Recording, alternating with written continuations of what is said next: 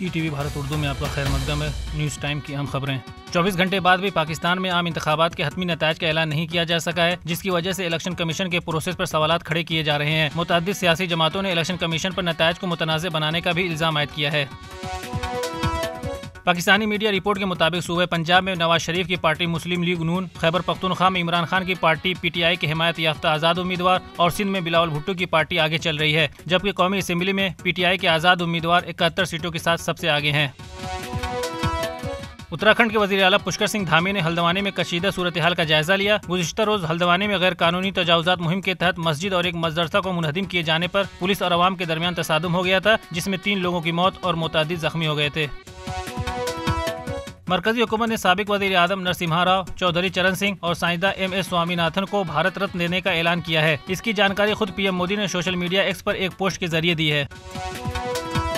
انجمن اوقاف جامع مسجد سری نگر کے مطابق میر وائز عمر فاروق کو جامع مسجد میں نماز جمعہ سے قبل دوبارہ گھر میں نظر بند کر دیا گیا۔ میر وائز کو 4 سال سے زائد عرصے تک اپنے گھر میں نظر بند رکھنے کے بعد گزشتہ سال ستمبر میں رہا کیا گیا تھا۔ عالمی ادارہ صحت نے اعلان کیا ہے کہ غزہ میں ہر کوئی بھوکا ہے، بہت سے لوگ بھوک سے مر رہے ہیں۔ مطلوبہ سطح پر خوراک فراہم نہ کی گئی تو مزید لوگ بیماری سے موت کے منہ میں جا سکتے ہیں۔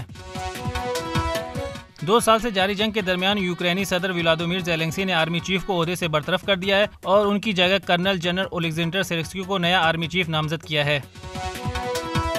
انڈر 19 ورلڈ کپ کے دوسرے سیمی فائنل میں آسٹریلیا نے ایک سنسنی خیز مقابلے میں پاکستان کو 1 وکٹ سے شکست دے کر فائنل میں جگہ بنا لی ہے، جہاں ان کا مقابلہ بھارت سے ہوگا۔ خبروں کی تازہ اپڈیٹس کے لیے لاگ ان کریں www.etv bharat.com۔